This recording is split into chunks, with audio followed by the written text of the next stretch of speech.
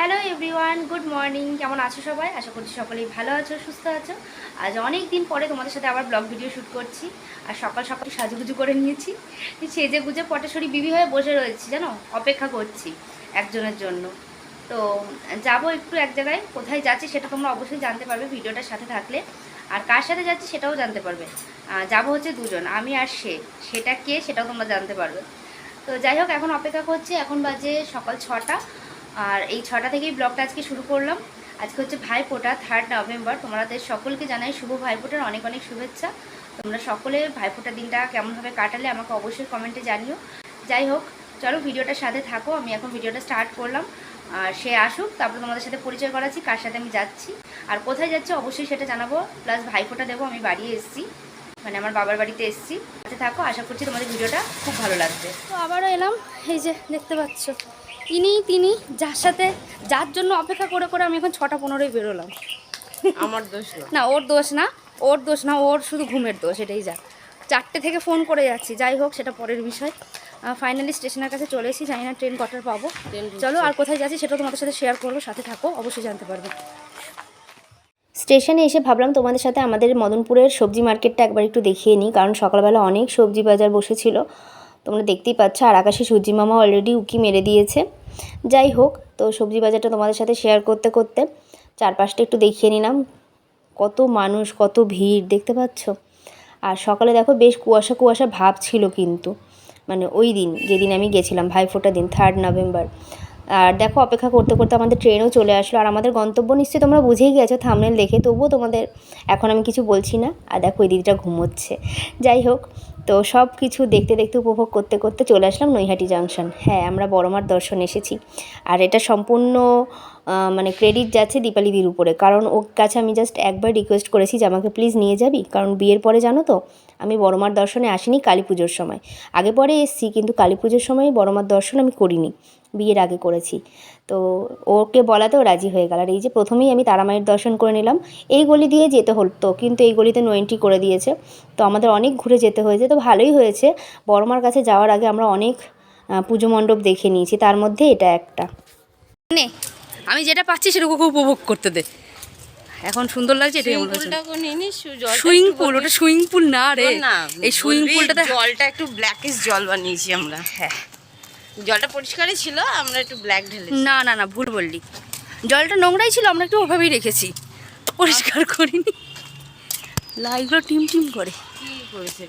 যাই করেছে করেছে, নে এটা ঠাকুর দেখালাম তোকে, দেখ।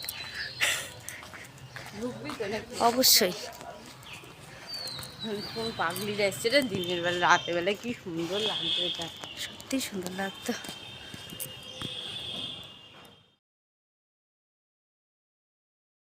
দীপালিদির বক্তব্য অনুযায়ী এই প্যান্ডেলগুলো রাতেরবেলা দেখা উচিত ছিল, কিন্তু কি করব বলো, নৈহাটিতে এত ভিড় হয়, আমাদের দুজনের মানে রাতে আসাটা সম্ভব ছিল না। তো যাই হোক, যেমনভাবে সৌন্দর্যটা প্রকাশিত হয়েছে সেভাবেই তোমাদের সাথে শেয়ার করছি। আর এই দেখো একটা ভুতুরে দাদু, এই দাদুটাকে দেখে বেশ ভালোই লাগছিল। ভেবেছিলাম একটা ছবি তুলব, কিন্তু আর সেটা হয়নি। আর এই যে আমার মা, আমার না সবার মা, সকলের মা। আসলে মা তো সকলেরই, কিন্তু যার যেমনভাবে মানসিক শান্তি আসে সে সেভাবে মাকে ডাকে। আমি মাকে দেখতে যাব, আমি বিশ্বাস করে ভাবিনি এবছরও যে আমি দেখতে যেতে পারবো, কিন্তু আমি জাস্ট একবার দীপালিদির কাছে রিকোয়েস্ট করেছিলাম, ও যে নিয়ে গেল, মানে ও হচ্ছে উপলক্ষ মায়ের কাছে যাওয়ার আমার।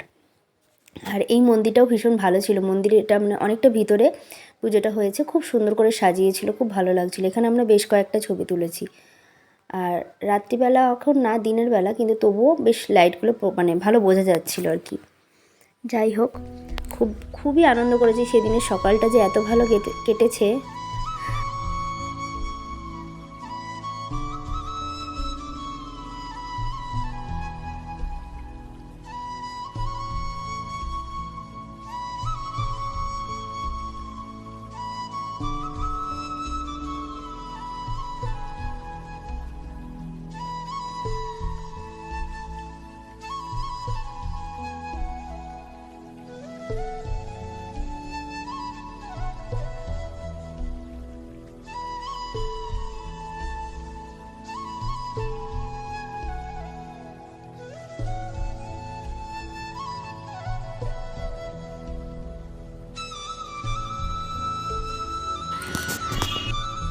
এসছি নৈহাটি বড়মার দর্শনে। বড়মার আগে আরও 4টে প্যান্ডেল দেখলাম, কিন্তু এখনও বড়মার দর্শন করতে পারিনি, কারণ যেটা মেন রোড সেই রোডটা মানে সেই রাস্তাটা নো এন্ট্রি করে দিয়েছে, তো ওখান দিয়ে বেরোনো যাচ্ছে, ঢোকা যাচ্ছে না। এখন অন্য সাইড দিয়ে আমরা ঢুকছি, তো প্রায় গঙ্গার কাছাকাছি চলে এসেছি। তাই বললাম দীপালি দিকে যে চল একবার একটু গঙ্গা জল মাথায় নিয়ে তারপরে বড়মার দর্শন করব। তো দেখা যাক কখন বড়মার কাছে পৌঁছাই। এই হাতটা দিতে হবে।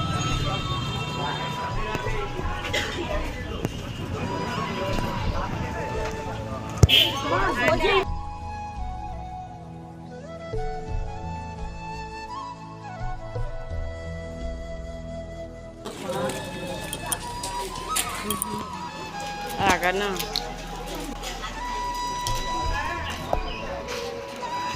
এইসবগুলো রাতের বেলা দেখার জন্য ভালো, বুঝলি দিদি।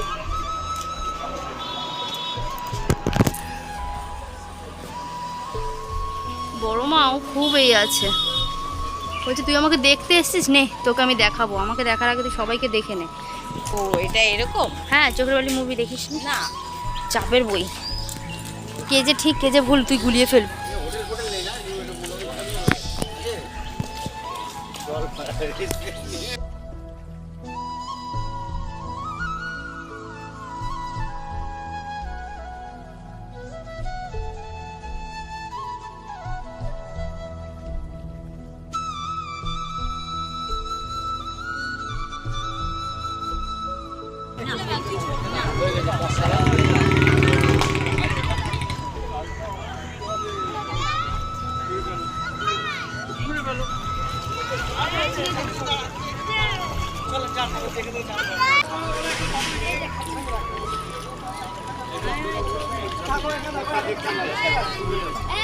টাকা টাকা জল নিয়ে ধর ধর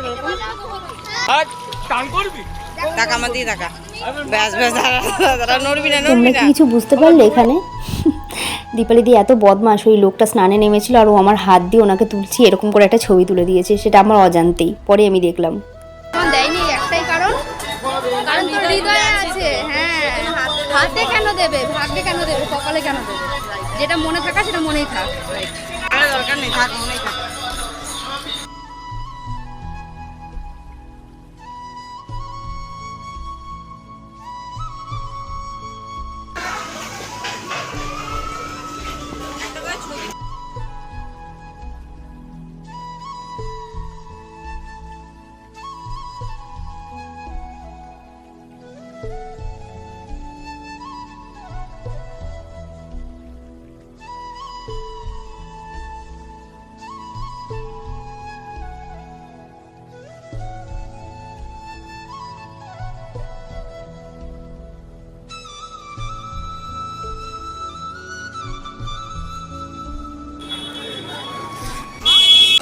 বড়মাজার তো কাছে, এটা ভুল ভাবিনি। মানে আমি জানি এটা মন্দির, কিন্তু আমি তো বড়মাজার আরো দূরে। পুজোর লাইন, এটা মায়ের পুজোর লাইন। তুই এই হাতে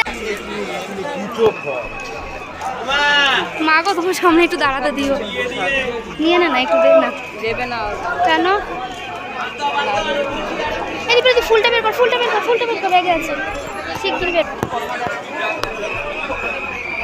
ফুলটাতে আমি শুধু সামনে দিয়ে দেবো।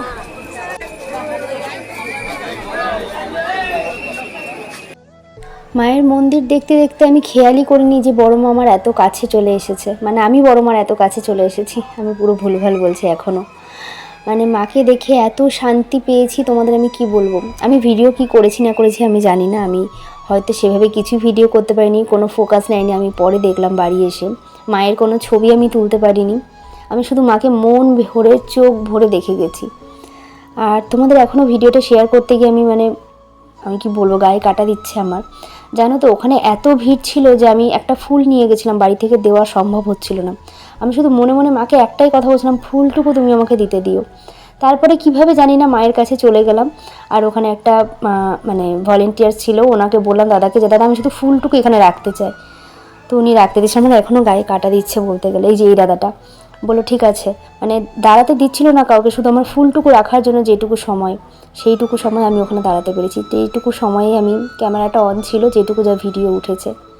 আর দূর থেকে মায়ের এই ছবিটা নিয়েছিলাম, জানি কিছুই স্পষ্ট না, তবু কি বলবো, আমি মানে এতটা ইমোশনাল হয়ে গেছিলাম যে তারপরে ফেরার পথে যে সেভাবে কিছু ভিডিও করব তা আর করতে পারিনি।